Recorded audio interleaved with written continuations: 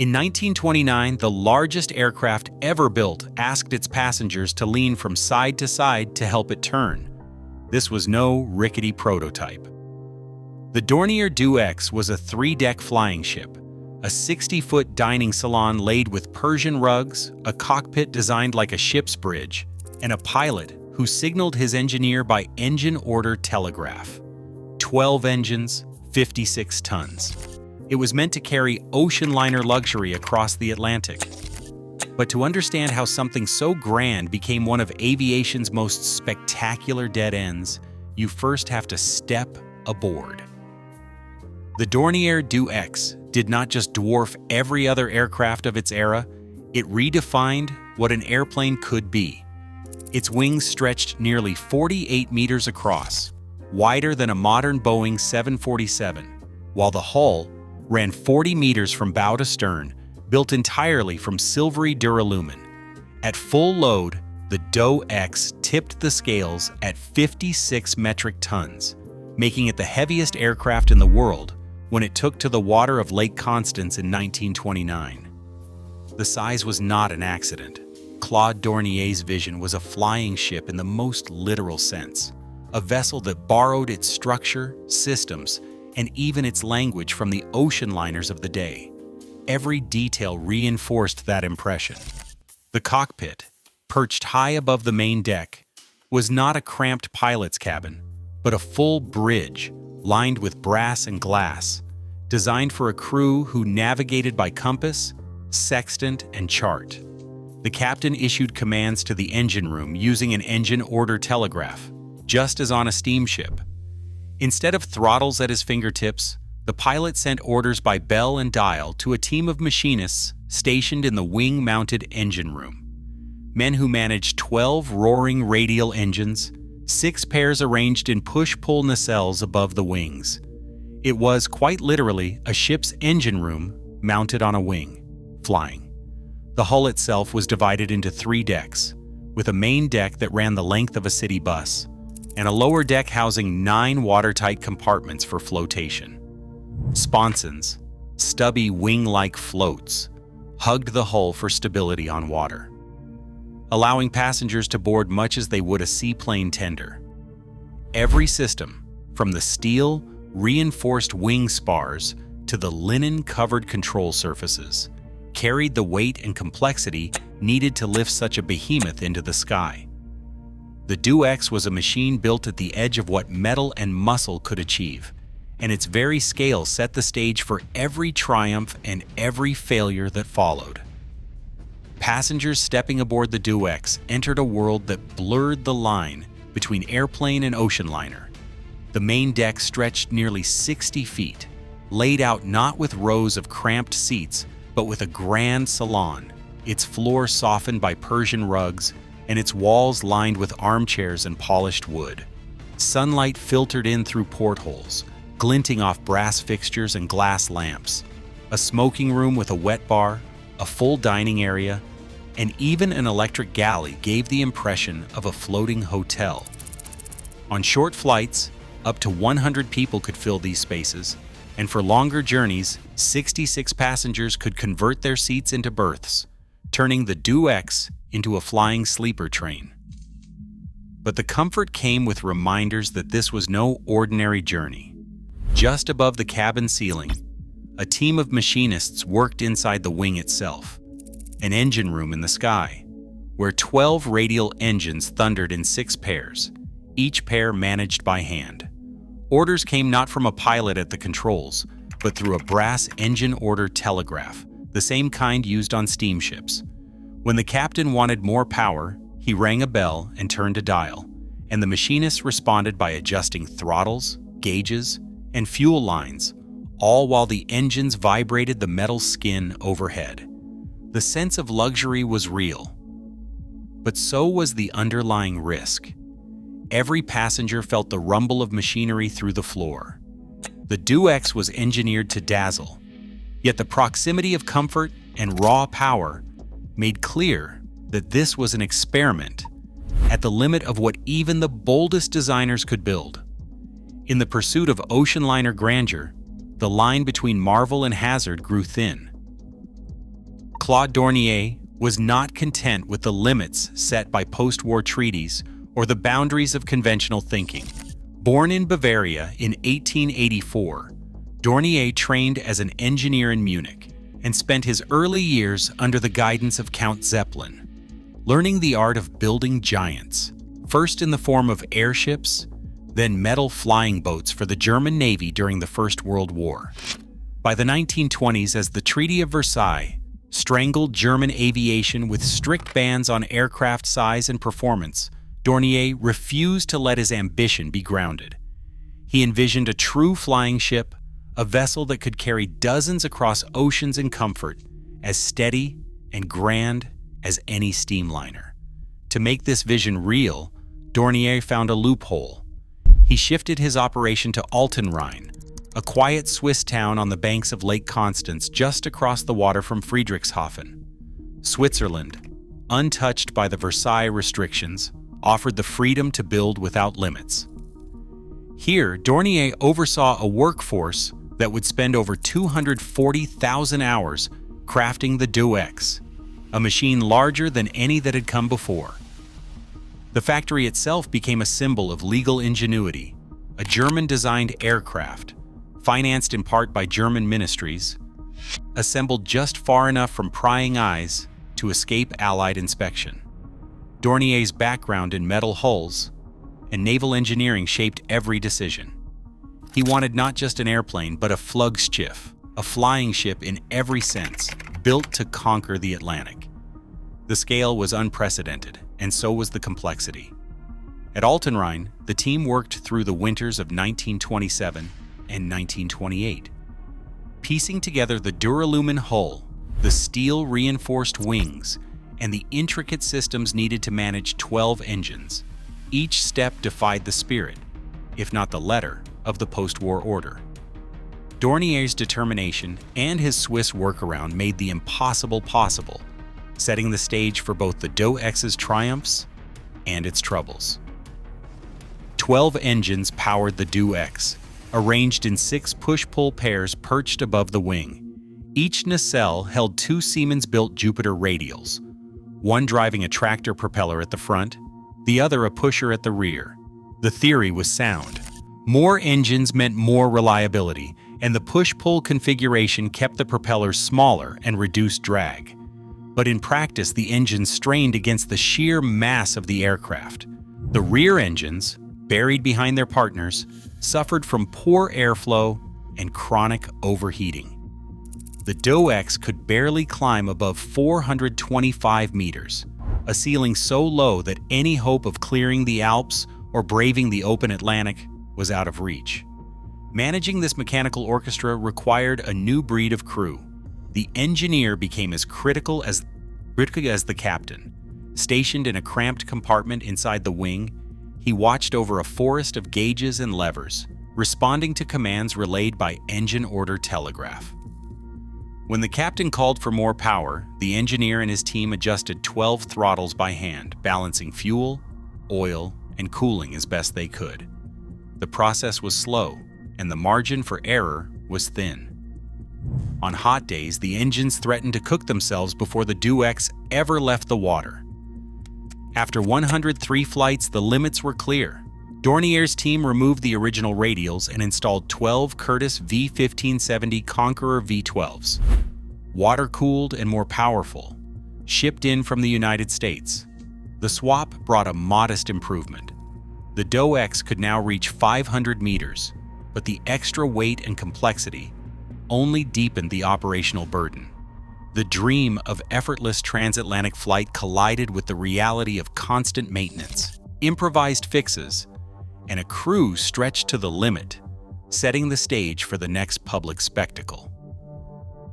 October 21st, 1929.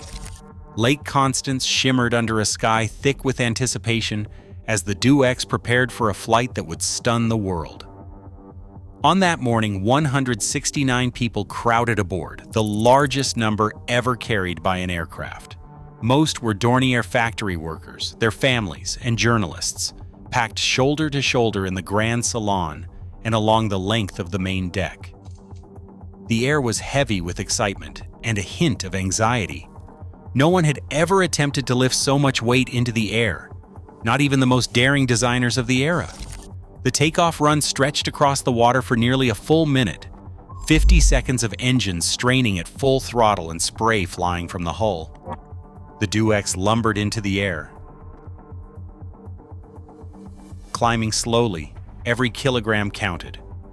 At its peak, the giant flying boat reached just 200 meters above the lake, barely higher than the spires of the towns along the shore. Inside, the atmosphere was electric. The luxury of Persian rugs and polished wood faded into the background as the reality of the experiment set in. Turning the Do X with such a massive load proved nearly impossible with the controls alone. The captain called out for help, not to the crew, but to the passengers. At his order, dozens of men and women shuffled en masse from one side of the cabin to the other, shifting their collective weight to coax the flying ship through its slow, ponderous turns. It was a scene more suited to a lifeboat drill than to the interior of a machine meant to conquer the Atlantic. Press photographers snapped images of the crowded cabin and the gleaming hull slicing through the air. For 40 minutes, the Do X circled above Lake Constance, every second a testament to ambition and improvisation. The flight set a world record that would stand for 20 years, but it also revealed the limits of the dream. To fill the papers with headlines, Dornier had staged a spectacle. To keep the Do X aloft, he had exposed the gap between ocean liner luxury and the hard physics of flight. The Do X's most ambitious gamble began on November 3, 1930, as it taxied away from Lake Constance, bound for a tour that would stretch across continents and headlines. The plan was bold: fly the world's largest airplane from Germany to New York, a journey that would put its promise of transatlantic luxury to the test. Captain Friedrich Christiansen, a decorated World War I aviator, led the crew as the flying ship lumbered first to the Netherlands, then on to England and France. Its arrival at every stop, drawing crowds and reporters eager for a glimpse of the future. But the future arrived with complications. On November 29, 1930, while moored in Lisbon, a simple maintenance error set off disaster. A mechanic's tarpaulin, left too close to a hot exhaust, caught fire. Flames raced along the port wing, burning through the linen covering and scorching the duralumin frame. The Do X sat grounded for 6 weeks as repairs dragged on, the promise of swift intercontinental travel already slipping away. When the journey resumed, the flying boat pressed south along the coast of Africa, battered by delays and technical problems. Engine troubles forced unscheduled stops in Casablanca and Dakar. By the time the Do X reached Cape Verde on June 5, 1931, the original schedule was in tatters. The Atlantic crossing itself, from Cape Verde to Natal, Brazil, became a feat of endurance rather than a showcase of progress. Each leg brought new mechanical headaches, and the cost of keeping the 12 engines running began to outweigh any hope of commercial success. After a grueling 10 months, the Do X finally arrived in New York on August 27, 1931. The city greeted it with fanfare, but the spectacle masked a sobering truth. The Great Depression had gutted airline investment, and the Do X's 9-month stay in New York, stranded at Glenn Curtis Airport for repairs and overhauls, became a symbol of thwarted ambition. When the aircraft at last returned to Berlin on May 24, 1932, 200,000 people lined the Muegelsee to watch it land. The Do X had crossed the Atlantic. It had also proven that the dream of flying ship grandeur was no match for the realities of economics, technology, and time. The story of the Dornier Do X ends not with a triumphant final flight, but with a series of quiet disappearances. After its return to Germany, the giant flying boat faded from the skies, its promise of ocean liner grandeur overtaken by economic collapse and advancing technology. The original Do X, once the pride of German engineering, was handed over to the Deutsche Luftfahrtsammlung Museum in Berlin. There, the machine that had once drawn crowds of thousands stood silent, its hull and wings slowly gathering dust as the world moved on to faster, more practical aircraft. In November 1943, the museum, and the Do X with it, was destroyed during a Royal Air Force bombing raid. The largest flying boat ever built was reduced to fragments in a single night, its remains buried under the rubble of Lehrter Bahnhof. Only a few pieces survived: a section of the tail, some duralumin skin, and scattered fittings, now preserved at the Dornier Museum in Friedrichshafen. The two Italian-built sisters, Do X2 and Do X3, met similar fates. Both were withdrawn from service after a handful of years, their hulks quietly scrapped by 1937, leaving no trace but a few photographs and scattered records in regional archives. In the end, the dream of the flying ship vanished almost as completely as the machines themselves, wiped from the sky, erased from the water, and consigned to memory by war and neglect. Friedrich Christiansen's name is woven into the story of the Do X as both its captain and its most visible champion. He was a celebrated aviator, decorated with the Pour le Mérite for his exploits flying seaplanes in the First World War. When the Do X set out on its transatlantic odyssey, it was Christiansen who stood at the helm, issuing commands from a cockpit styled as a ship's bridge, relaying his orders by engine telegraph to the machinists buried inside the great wing. His calm under pressure and knack for improvisation helped steer the flying ship through engine failures, fires, and endless delays. He became a symbol of German technical daring, welcomed by crowds in New York and Berlin alike. But Christiansen's story does not end with the age of flying boats. In May 1940, as German forces swept into the Netherlands, Christiansen returned to prominence, this time as the military governor of the occupied country. Over 4 years, he enforced Nazi rule from The Hague, overseeing forced labor, reprisals, and deportations that scarred the Dutch population. After the war, Dutch courts tried him for his role in the occupation. He was convicted and sentenced to prison, but released in 1951, living out his final years quietly in Germany. The legacy of the Do X's captain is inseparable from the contradictions of his era. A man who once embodied the promise of peaceful progress, later remembered for the machinery of occupation. The shadow cast by Christiansen's second career lingers over the memory of the world's greatest flying ship. No other aircraft ever captured the contradiction of its age quite like the Dornier Do X. For a brief moment, it stood as the ultimate symbol of what flight could become. A machine so ambitious, it borrowed its very soul from the ocean liners it was meant to surpass. Yet its fate became a cautionary tale, echoing through the history of aviation. The Do X's legacy did not end with its destruction in wartime Berlin. Its daring scale and ship-like systems inspired a new generation of flying boats. In 1938, the Boeing 314 Clipper took to the skies, carrying passengers across the Atlantic in comfort and safety, chasing the promise the Do X had first imagined. The Clipper succeeded where the Do X faltered, but even it was soon outpaced by faster land-based airliners.